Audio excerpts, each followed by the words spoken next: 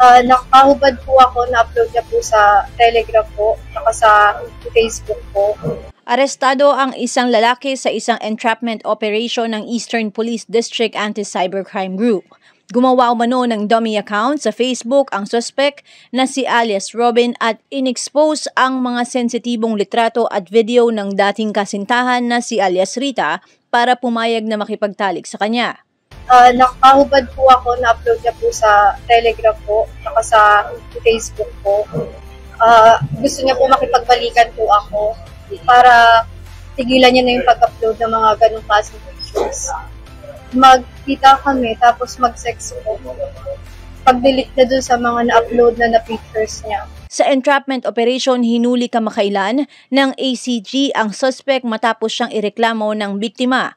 3 taon umano ang naging relasyon ng suspect at biktima kung saan nakaranas din si Rita ng pisikal na pananakit ni Robin. Ayon kay Captain Michelle Sabino, nahaharap ang suspect sa patong-patong na reklamo. Itong suspect natin tsaka victim, they are boyfriend-girlfriend relationship. So, 3 years na silang magkasintahan, and during the span of those time, medyo physically abused, verbally abused itong si victim. So finally, ayaw na niya, nakipaghiwalay na siya.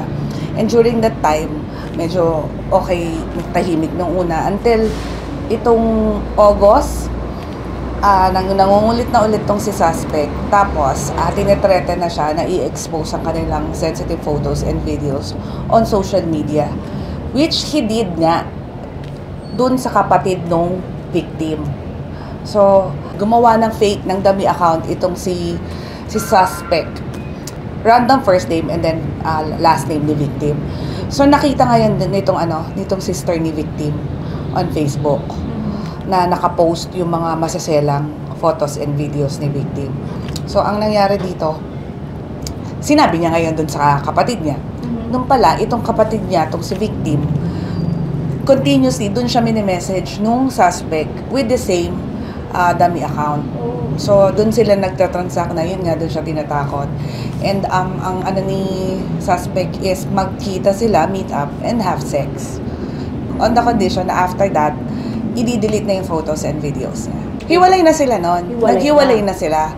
So, ayaw ni suspect makipaghiwalay. Pero, hindi naman agad-agad.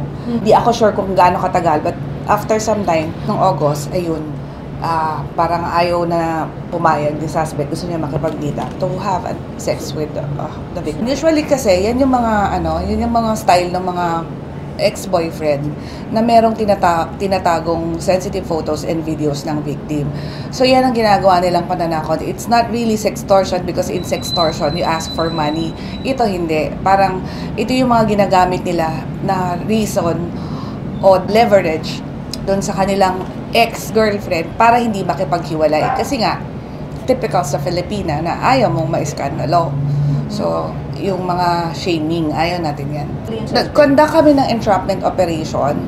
So, doon sa meet-up nila, and then pag-meet nila, doon na natin, inuli si suspect. Ang ikakaso natin dito, Article RA 9262, Violence Against Women and Children, grave coercion, at saka yung RA 9995, anti-photo and video voyeurism. Yung anti-photo and video voyeurism, for as long as in-expose mo ang explicit photos and videos ng isang tao without her consent, it constitutes violation of the act. Nung makausap natin siya, talagang itutuloy niya.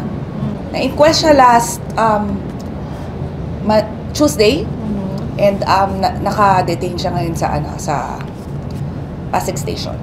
Samantalang payo ni Sabino, ang iba yung pag-iingat kahit nasa kasintahan pa yan. Ang advice natin sa mga kababayan natin, alam natin when we go intimate, when we venture or when we delve into intimate relationship, nagkakameron tayo ng physical or intimate moments with our partner.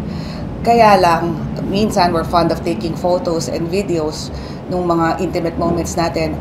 Huwag nyo na lang pong i-capture or i-record kasi in the event na katulad nga niyan, gusto mo nang kumawala, pwede siyang gamiting leverage sa'yo na mahal ka ngayon, bukas makalawa, makikipaghiwalay, yun ang gagamitin sa'yo para mapilit ka lang to stay into the relationship na dapat sana kumakawala ka na. paalala lang natin sa mga kababayan natin na mag-ingat sa mga pa-picture-picture, pa-video-video ng ating mga intimate moments because if it falls into the wrong hands, meron tayong repercussions. Ako si Luan Peñano para sa latest ng iNews Pasig.